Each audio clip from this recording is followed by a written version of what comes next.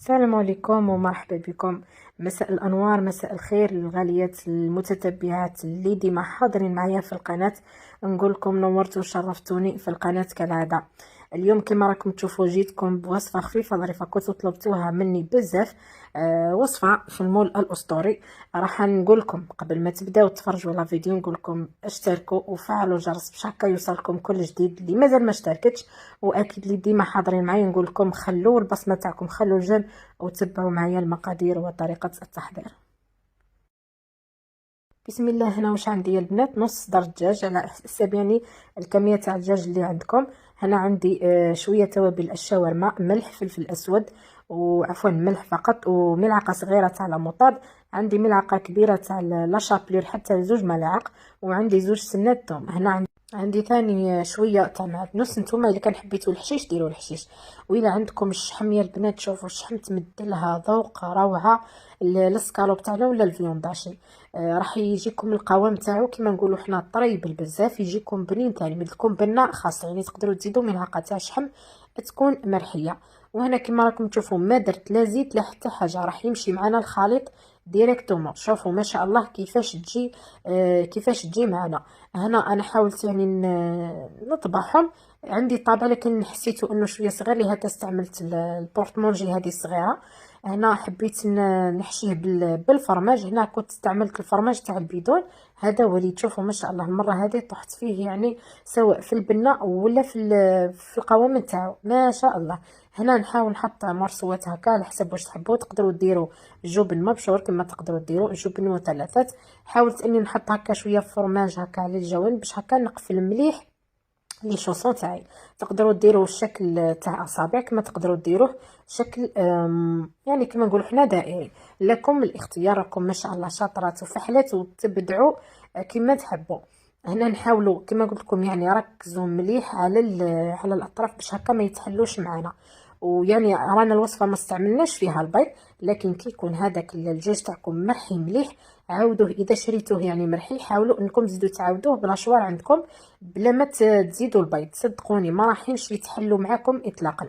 هنا اكيد الدجاج ولا سكالوب ولا يعني كما تعرفوا اللحوم البيضاء تحب تتمارينا بقبل. انا هنا كنت مارينيتهم حوالي ساعه، من بعد درت ملعقه زبده و2 ملاعق زيت وراني نقلي فيهم على نار متوسطه. نحاول اني نغطيهم، وكما راكم تشوفوا بعد ما ياخذوا لي هذيك التحميره ما راحش ياخذوا وقت بزاف معايا، ياخذوا هذيك التحميره يعني ولي شوصون تاعنا راهم واجدين. هنا نحاول اني نغطيهم فقط باش نضمن انه الحبات نتاعي راهم تقلاو ما شاء الله. والا كان عندكم يعني صدر تاع الدجاج هكا نص صدر تاع الدجاج تاعكم كبير راح يطيح لكم كميه ما شاء الله. هنا النص صدر تاعي كان شويه صغير. شوفوا نعاود نرفد هذوك الحبات. حبيت يعني نقلي في نفس المقله، لكن شفت انه يعني طلقت لي شويه هكا فتفوت ولا كما تعرفوا اللحم هكا كي تقلوها تكون فيها شويه تاع السوائل. حتطلق لكم هذيك الكحوليه.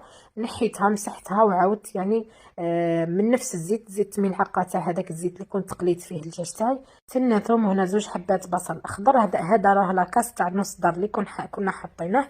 ومرقت بحوالي كاس ماء مع ملعقه صغيره تاع توابل الدجاج اللي كنا حاطينهم. نعاود نرجع دوك لي شونسون مده 5 دقائق وهما واجدين معنا. بالنسبه للكريمه كاس ونصف تاع الحليب سائل عادي. هنا كما راكم تشوفوا هذه القهوه عفوا الملعقه الكبيره تاع الماكله، ملعقه ممسوحه يعني في كاس وربع، عفوا ماشي كاس ونصف تاع الحليب، كاس وربع تاع حليب، ملعقه ممسوحه تاع نشاء. نخلطوا كل شيء بارد في بارد، نار متوسطه كما راكم تشوفوا. ما تكثروش الملح، راني نزيد ناكد عليكم ونعاود لان راح نزيدوا كميه الملح. كما تعرفوا هذه الاطباق حاولوا انكم تنقصوا الملح على قد ما تقدروا. شوفوا الخليط راه بدا يعقد لي، نعاود نخلط مليح.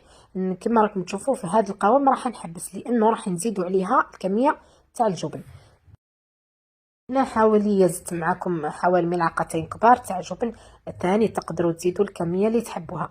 هاد الصلصه ولا هاد الكريمه كريمه الجبن تقدروا ديروا صوص بيشاميل كيما تقدروا ديروا هاد الكريمه. انا لا صوص بيشاميل ما يحبوهاش ولادي بزاف، وانا بعد ماهيش من عشاق عفوا لاصوص بيشاميل، نحسها تجيني ثقيله.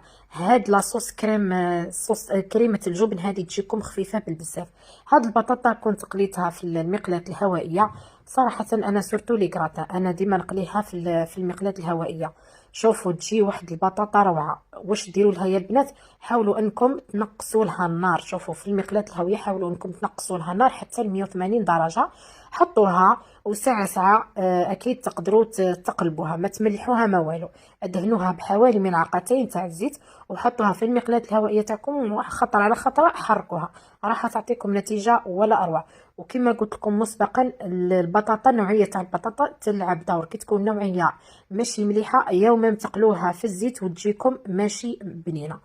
هنا انا نحاول نحط الكريمه هذيك تاعي من تحتها في المول الاسطوري اللي كنتو يعني طلبتوا مني الوصفه بالبزاف وسمحوا لي بالبزاف. يعني هذا وين قدرت نحط لكم الوصفه.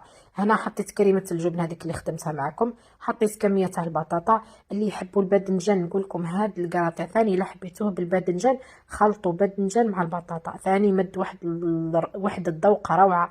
كما تقدروا تزيدوا ثاني الكورجيت. يعني هنا واش تحبوا. كما قلت لكم انا حوستها كندير لكم حاجه جديده، حاجه ما تاخذش وقت بزاف. شوفوا صدقوني ما با نص ساعه 20 دقيقه وتكونوا حضرتوا هذا الطبق الا حبيتوه في الشهر الفاضل.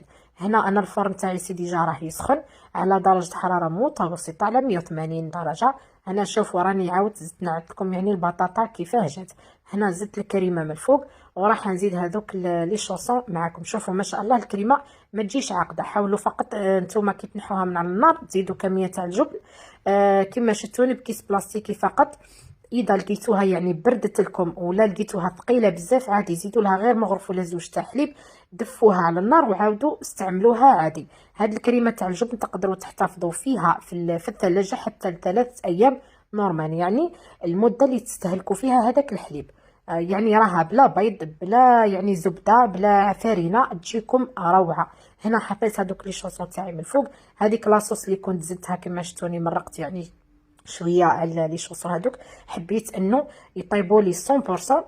وفي نفس الوقت حبيت يعني هذيك الصلصه مع هذاك البصل. شوفوا هذاك البصل ما تسكرفجوش يعني قطعوه كما قطعتوه معكم يعطيكم واحد البنه واحد الحلاوه روعه. هنا بعد ما دخلتهم للفرن حوالي يا ربي 10 دقائق جوست انه المكونات يمتزجوا مع بعضهم.